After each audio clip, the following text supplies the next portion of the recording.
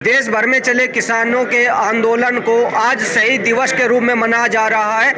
1 मार्च 1987 को किसानों का जो आंदोलन हुआ था उसमें शामली जनपद के गांव लिसाड़ से जयपाल मलिक और जो गांव सिंभाल का है यहां से अकबर अली शहीद हुए थे।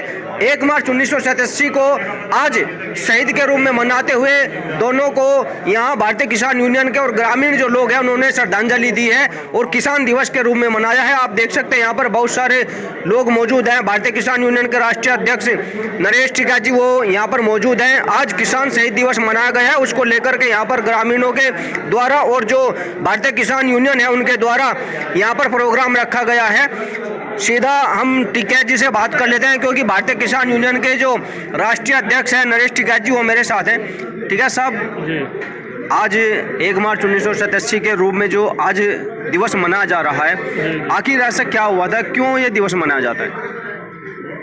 भाई 1 मार्च 1987 को बिजली के रेट के उसमें एक आंदोलन चला। पहली मार्च की तारीख रखी गई थी, उसमें 2 किसान ये शहीद हो गए, एक अकबर अली सिंभाल का और जयपाल मलिक निसाड़। और बड़ा संघर्ष रहा, 36 साल हो गए आज इस आंदोलन को। तो हर साल की भांति कभी ये अकबर अली के मजार पे पुष्पांजलि करी, जयपाल मलिक की उस पे उन पे भी मूर्ति पे माल्यार्पण करी। तो किसान की समस्या जिब भी थी भी है, इब या कुछ समस्या ज़्यादा आ गई, सरकार की काफ़ी अनदेखी है और किसान के सम्मान को भी ठेस पहुंच रही। तो हम यही कह रहे भाई सरकार बातचीत करे, जो किसान है अन्नदाता है इनकी बातों पर ध्यान दे और इनकी जो फसलों के दाम है वे सही करे, इन्हें सम्मान दिया जा। ये हर टाइम सड़कों पर है, ये भी अच्छी नहीं बात है। ठीक है साहब, इस आंदोलन को 36 वर्ष हो गए हैं, तो कितना बदला आंदोलन का रूप, क्योंकि 36 साल पहले की क्या स्थिति थी और मौजूदा जो स्थिति है वो क्या है? नहीं, बहुत 36 साल में बहुत उतार चढ़ाव आए। कुछ सरकार अच्छी भी रही, हम नहीं कह सकते अकबर अच्छी नहीं रही, सरकार अच्छी भी रही, उन्होंने किसानों की सुनी। इब जा किसानों की अनदेखी हो रही बहुत, इसमें कोई दो राय नहीं। सरकार नारायण दत्त तिवारी की सरकार थी, भोपे में 13-14 ट्रैक्टर नहर में गिर गए थे,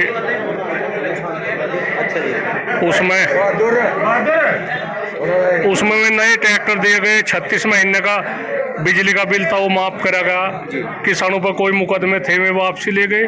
तो किसानों को यही राहत बतेरी है तक राहत मिल जाए। इस सरकार में गन्ने का पेमेंट की बुरी हालत हो रही, बिजली की इतनी वो होगी, रेट का पंजाब में 380 का रेट है और यहाँ 350 का रेट है। लेकिन टिकैत साहब, अभी जो मौजूदा सरकार ने किसानों को ये बोला है कि पिछले जो साल था उसमें 50% तक की छूट थी, जो निजी नलकूप है उन पे अब 100% छूट कर दी गई है। तो ये तो सरकार का एक अच्छा कदम है या नहीं? नहीं, ये तो ठीक है, सराहनीय कदम है, पर इसकी भी थोड़ी सी वाराख रखी। ये खुलकनी बात हो रही, ये खुलकनी बात हो रही। बिजली विभाग है, इतनी लापरवाही है उनकी, मीटर लगाने पर मादा हो रही। भाई इतनी महंगी किसान बिजली नहीं चला पाएगा।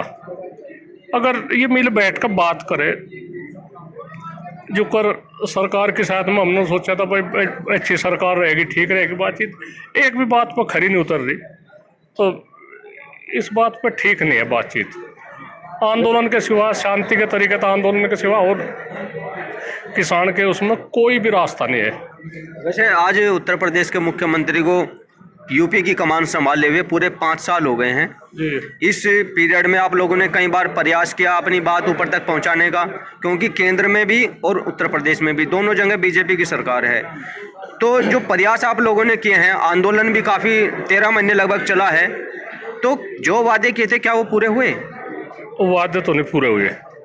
एक तो जो बिजली है वो दिन में मिल रही किसान को, इसके लिए हम प्रदेश सरकार को, मुख्यमंत्री जी को धन्यवाद। देश बात की कोई वो नहीं है बात, जो बात सही है, जो अच्छी बात है उसे अच्छी को कहा जाएगा। किसान रात को जागृत था, रात को नहीं जा रहा, दिन में जा रहा। पर इसके साथ साथ आवारा पशु है, बिजली का रेट है, गन्ने का रेट है, गन्ने का बहुत कम रेट है। तो एक आलू का किसान है, आलू का किसान अपनी खड़ी फसल को बहा रहा, तो क्या करे, उसकी खुदाई कर, उसकी वहाँ तक जाने का, मंडी तक पहुँचने का उन्हें इतना मुश्किल दिख रहा। तो हम तो यह कह रहे भाई, सब तो बड़ी तो बात किसान को सम्मान मिलना चाह, और जो जिम्मेदार है किसान प्रतिनिधि थे उनके साथ बात करें। हमें किसी संगठन तो कोई विरोध नहीं, किसी तो कोई, सब किसान हित की बात कर रहे, पर बात सुनने चाह, ना कि उसे एक इस तरह की बात हो रही। मुख्यमंत्री जी इस तरह की वह कर रहे बातचीत, या पुलिस है बेलगाम बना दी, किसी को उठावे, किसी का गोली मार दे, किसी का वो कर दे। एक बिल्कुल एक ऐसा वो टारगेट बना लिया, जनता की कुछ है ही नहीं बात। अच्छा ठीक है साहब, आप कह रहे हैं भाई किसी को भी उठाती है पुलिस, किसी के भी गोली मार देती है। अभी जो प्रयागराज में घटना हुई, इसमें एनकाउंटर हुआ है ना, अभी 3-4 दिन पहले जो घटना हुई थी उसको लेकर के पुलिस ने एनकाउंटर किया, क्या तो ये क्या एनकाउंटर फर्जी है क्या? एक तो बताओ, एनकाउंटर का क्या अधिकार है इन्हें?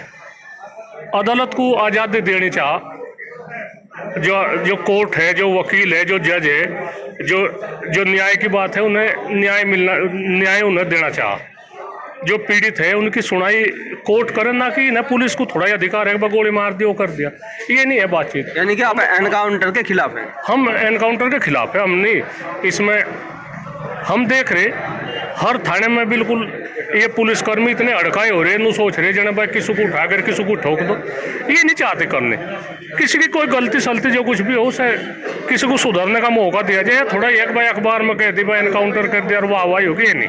लेकिन टिकैत साहब, अगर मैं कानून व्यवस्था की बात करूं, शामली जनपद में आप रहते हैं, यहाँ पर अगर कानून व्यवस्था सुधरी है, क्योंकि यूपी में जब योगी की सरकार बनी थी तब फर्स्ट एनकाउंटर की अगर मैं बात करूं तो शायद शामली जनपद से ही शुरू हुए थे, जो कैराने से शुरू हुए थे, और उसको लेकर के कानून व्यवस्था सुधरी, यहाँ का माहौल सुधरा। तो क्या आप उसको भी सही मानते हैं, गलत मानते हैं? हम एक बात की है, फर्जी मुकदमे सुधार करना चाह, जो IAS IPS और रिटायर्ड जज, इनकी एक कमेटी बने, वे जांच करे, किसी के जीवन तक खिलवाड़ नहीं करना चाहता। मैं किसी का नाम नहीं लेता, ठीक है, ना किसी मजहब की बात कहता, ना किसी का नाम लेता।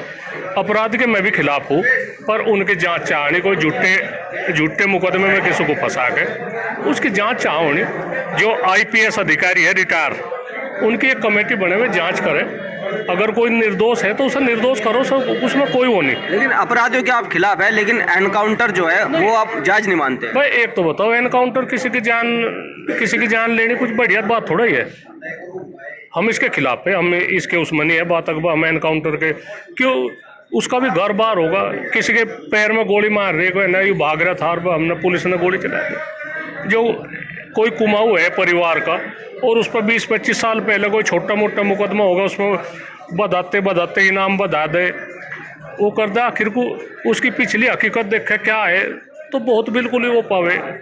तो इसमें हम लोग कह रहे जांच चाहोनी, एक जीवन तक किसी के खिलवाड़ नहीं चाहता करना। अच्छा ये बताइए अध्यक्ष जी कि 2024 के चुनाव नज़दीक हैं, अभी सपा के जो अध्यक्ष हैं उन्होंने जातिगत जनगणना की बात उठाई थी, और अब जो बीजेपी के सांसद है कन्नौज से वो उठा रहे हैं धार्मिक जनगणना की बात। तो आप क्या मानते हैं, जातिगत गणना होनी चाहिए या धार्मिक जनगणना होनी चाहिए? क्या ये बातें सही हैं? भाई इस बारे में हमें नहीं कुछ पता, हम नहीं कुछ कह सकते ना। हम इसमें भाई जो कोई भी अच्छा लगे ठीक है। जाति धर्म की हम तो इससे ऊपर ही है, हमें कुछ नहीं हुआ है बातचीत। हम तो गए निष्पक्ष चुनाव हो और जनता की जो भावना है, जहाँ जिसकी मर्जी में वोट दो। पहले जनता ने 2014 में भाजपा को वोट दी, 2017 में वोट दी, 2019 में वोट दी। इब जनता का मोह भंग हो रहा। हम नहीं कहते, हम तो अपने दिल की बात कह रहे, जो जनता की आवाज़ है। हालांकि हमें कोई किसी पार्टी थे, कोई किसी था, हमें तो भी नहीं पता हम किस पार्टी में। पर फिलहाल यह है बातचीत, जो भारतीय जनता पार्टी की जो कार्य प्रणाली है, हम तो इसके विरोध में, ये समाज के हित में नहीं है। पार्टी तो अच्छी है, अच्छे आदमी है, उसमें बढ़िया है। उसमें सांसद है सतपाल सिंह जी, राजनाथ जी है, लाल कृष्ण आडवाणी जी है, जो बुजुर्ग है, उनकी अनदेखी हो रही, उनकी सुलह मशवरा तक काम करना। और योगी जी है अच्छे, हम वो नहीं कहते, पर उन्हें भी एक संत आदमी, उन्हें भी बहुत देख कर विचार करना कर आप समाज में उठते बैठते हैं, समाज बहुत बड़ा समाज आपके साथ जुड़ा है, लेकिन क्या जातिगत जनगणना है वो और धार्मिक जो गणना है वो सही है करना या गलत है? भाई जाति तो ऐसा, एक तो बताओ जो कोई जिस जाति में है उसके भी हिसाब लगा ले कितने आदमी है। और धार्मिक नहीं, धार्मिक तो कोई किसी उससे धर्म पर क्यों लेकर जाए भाई, कोई किसी धर्म तो जुड़ रहा। हम रघुकुल है, रघुवंशी है, हम बताओ, मैं तो हिंदू है असली, पर और मजहबों की भी तो अनदेखी नहीं करते हम, और मजहबों की भी देखनी चाहिए बातचीत, ऐसी वो नहीं है।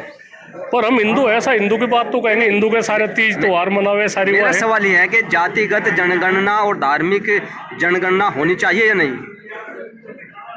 भाई हमें नहीं इस बारे में पता क्या है मामला। यू अच्छा, ये कहीं का है, जो कोई जिस जाति का है सो उसे वो तो दिखाया जाएगा भाई वो फला जाति का है, यही तो होगी जनगणना। हाँ, यही है। और उसमें जिस जाति का है उसमें सर्टिफिकेट में भी लिखा जा, गांव में भी लिखा जा, वोटर लिस्ट में भी लिखा है भाई यू तेली है, यू बाडी है, यू लुहार है, यू झिम्मर है, यू माली है, यू सैनी है, यू ठाकुर है, यू जाट है, यू गुज्जर है। तो उसमें कहीं की बात है, यू मोमडन है, यू लुहार है, तो उसमें क्या दिक्कत है जाति गणना में? अच्छा, जाति गणना अपना ठीक है, यानी कि भाई सर्टिफिकेट जो इशू होते हैं तो कहीं ना कहीं एक तरीके से सही इशू होते हैं। सही है, वो तो सही है बात। जब जिस जाति में कोई पैदा होगा तो उसे तो बताना तो पड़ेगा भाई मैं फला जाति का हूँ। अपना वोट गिरने का सब अधिकार है, सही वोट गिरे, सही निष्पक्ष चुनाव हो। धन्यवाद हमसे बात करने के लिए। मेरे साथ भारतीय किसान यूनियन के राष्ट्रीय अध्यक्ष नरेश टिकैत जी मौजूद थे, जिन्होंने अपराधी जो है उनका तो कटाक्ष किया है, लेकिन एनकाउंटर जो अपराधियों के हो रहे हैं उसके खिलाफ इन्होंने साफ तौर पे ये कहा है कि हम एनकाउंटर के खिलाफ है, पुलिस मनमर्जी कर रही है और अपराधियों के जो एनकाउंटर हो रहे हैं उसका हम विरोध करते हैं। रही बात किसानों की, किसानों के आंदोलन को लेकर जो 1987 में आंदोलन हुआ था उसमें शामली जनपद के 2 किसान शहीद हुए थे, जिसको आज शहीद के रूप में मनाया गया है। और जातिगत जनगणना की अगर मैं बात करूं, जातिगत जनगणना और धार्मिक जनगणना, इन दोनों को हमने टिकैत साहब से पूछा तो उन्होंने कहा कि जातिगत जनगणना जो है होनी चाहिए, क्योंकि पहले से होती आई है। हर मजहब के आदमी की जब सरकार गिनती करती है तो अब की बार जातिगत जो जनगणना है वो भी होनी चाहिए। शामली से अपने सहयोगी सालिम के साथ अमित शर्मा, न्यूज़ 24।